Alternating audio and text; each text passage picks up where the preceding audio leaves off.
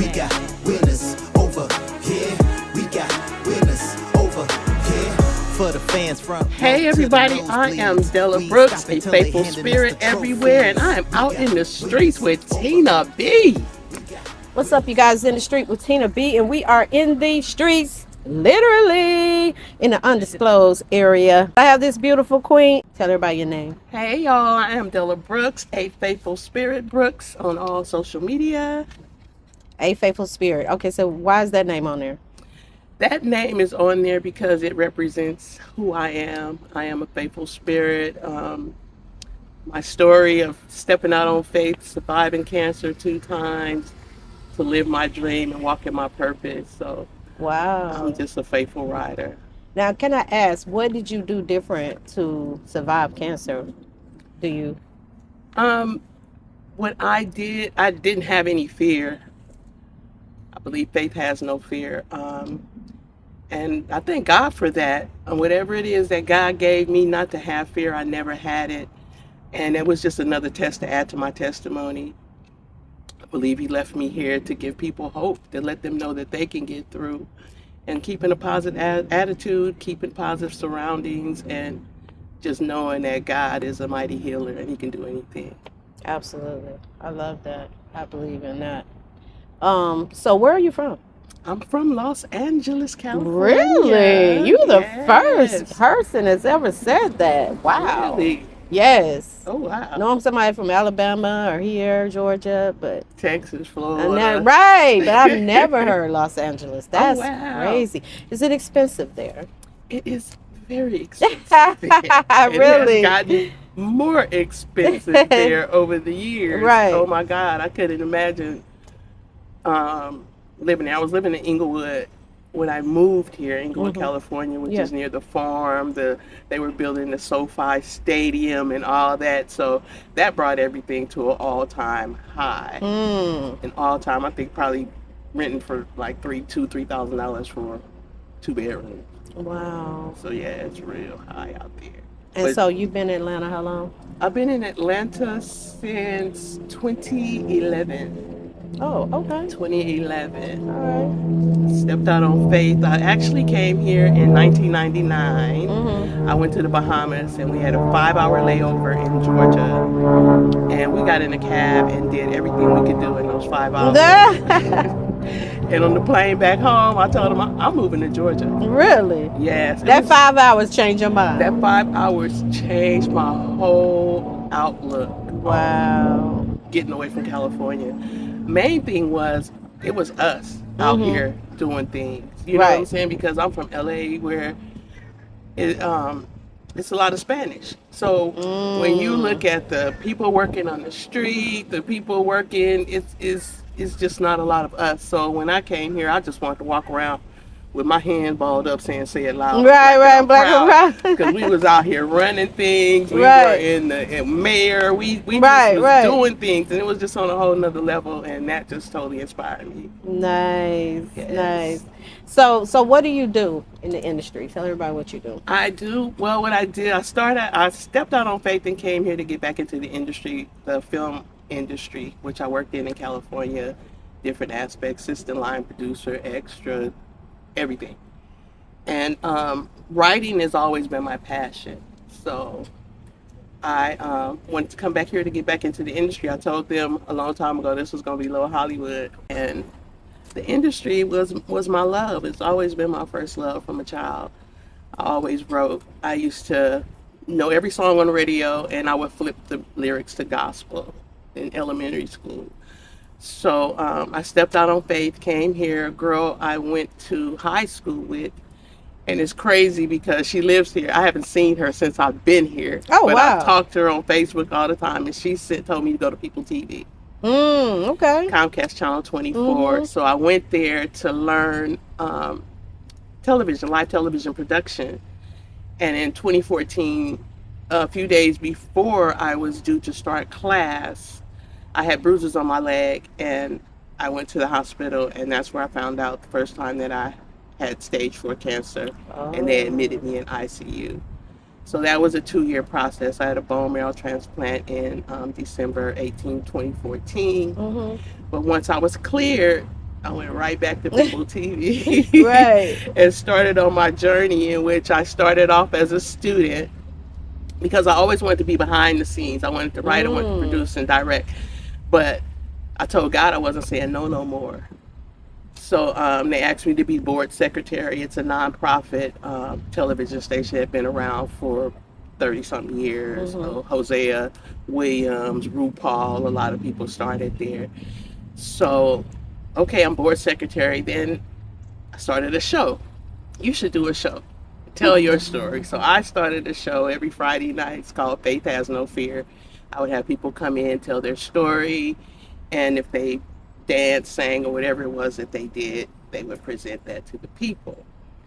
Then I started, directing and producing, of course, and then I was a media development coordinator, which I coordinated the fundraisers, I got the actors, artists, fashion shows, and different things like that.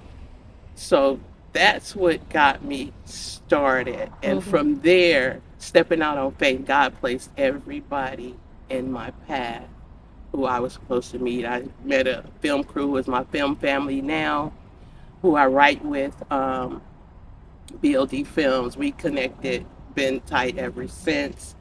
And he co-wrote I wrote a series called Rise, basically about us going through the system in life, but through it all with faith and perseverance, we rise.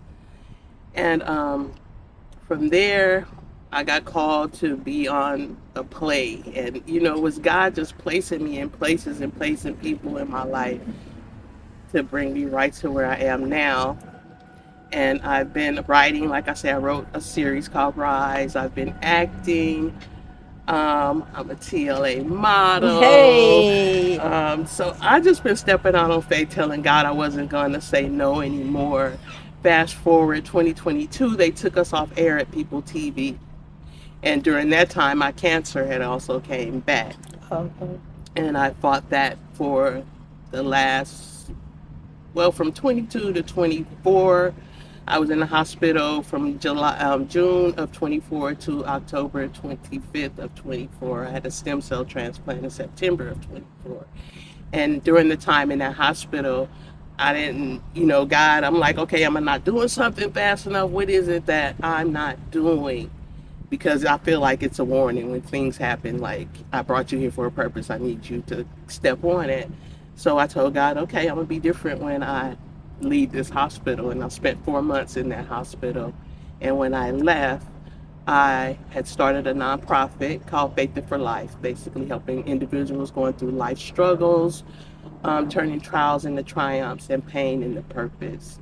So, and I was also a co-author in a book with Sister JJ, and it's a book of affirmations. And in that book, I put, "This is faith until you make it," which is my life. And it's a title to my song that I wrote of my story from my first time going through cancer, just to inspire people, to let them know to keep the faith. And I believe if you worrying and praying, that means you don't trust God. Exactly. So you got to pick a side. Yes. So, yeah. I believe in that too. Wait, you can sing?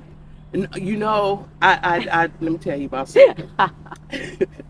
I sing enough to let my girls calligraphy rewrite, and I wrote the song, sent it to them. They add their spice to it. Okay. So I sing enough to let them know how I want it to be Okay, sung. got you. You hurry up and broke that down. Yeah. You're like, wait, hold up. Hold up. Because people be like, sing something for me. That was the next thing. Yeah. I do poetry now. I can do a little poetry for you, but all right, give us a little. What is it? What is the little thing called? What is short? A little short one. Yeah, what is it called though? Dang, I can't even think of the name of it. Okay, go ahead. Give us a little something short. Okay, I'll give you a little something short. This is a poem. California, I manage properties all over LA. And I cleaned up some of the worst gang and drug infested buildings. So I got tired of seeing the self-destruction of my kings out there in the street.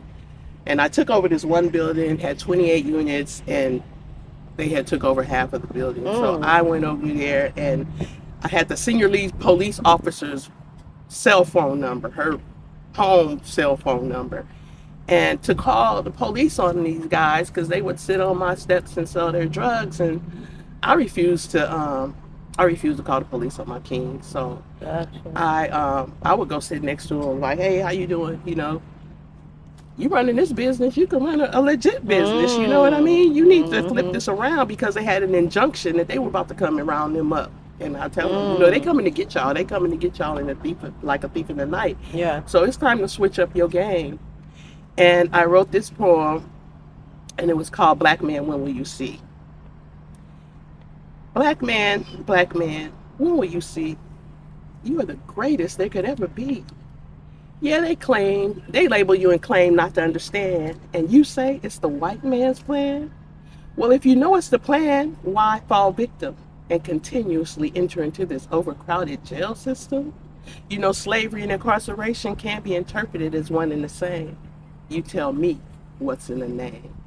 3 strikes was built to have you locked up for life. They count on you being uneducated, therefore having no knowledge of your rights. Looks like you can kiss the streets good night. Black man, you have to take the power and be all you can be. Education is the only key. You can strip a black man of his cars, his freedom, and his homes, but education is the only thing you can rightfully own.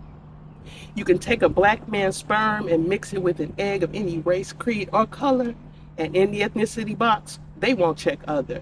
We all know exactly what it will be. Black man, when will you see? Nice. That was that poem. And I ended up having 3 of them working for me, and 1 went back to school to get his GED. Oh, look at God. That was so refreshing. Yeah. And I had the pleasure of reciting this poem to Nipsey Hussle. Oh, really? Because my maintenance crew, I had to wear white T-shirts and stuff. So went to his store. Yeah.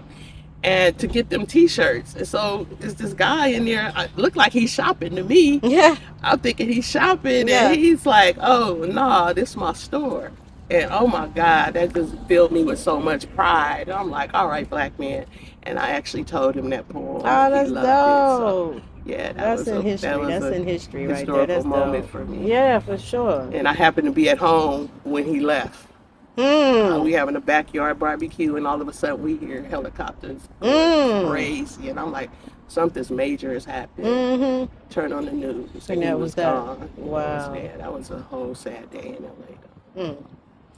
So yeah. So tell us, you said you do movies. Yes. Yes. So name some of the movies that you've done. Some of the movies I've done Simpson Road 2 with BLD Films. I worked in casting, and I also played an aunt. I was in a movie called Cupid's Arrow, where I worked in casting and production and also played an aunt. I worked in my film, which is Rise, where I played a foster care lady. I working with production manager with Sister JJ and No Nickel and Dime Films, and I'm her production manager, but I've also been a waitress and a maid, and I got another part coming up where I'm gonna be a crackhead, Lord Jesus. Oh, wow. Okay. We don't have to get together. Right. But yeah, so I've been doing acting and producing and yeah. So I'm not an actress, but I will act. Girl, you have really, let me tell you something. You don't look like what you've been through. Praise I God. would never, ever thought that. Yeah. So you look amazing. You're doing amazing things. Your energy is always up. I never seen you down. Oh. Your spirit is always high. So you are definitely a breath of fresh air. And anybody, should look at what you went through to know that it don't have to be your circumstance. You know what I mean? So I praise you. Thank for you. For Thank sure. you. So tell everybody where they can follow you. You can follow me on Facebook at A Faithful Spirit Brooks, Instagram at Faithful Spirit Brooks, TikTok, Faithful Spirit Brooks, and I'm also on Fanbase. Della Brooks on Fanbase. Della Brooks? Della Brooks. Okay. On Fanbase. Well, Yes. thank you so much for being a guest on the show. Shout out to Glenda for sponsoring you for Thank this you, evening. sis. Shout out. So thank you so much again for being on In the Streets Thank you for having me. with Tina B. And we out, you guys. Bye. For the fans, front row to the nosebleeds. We ain't stopping till they handing us the trophies. We got winners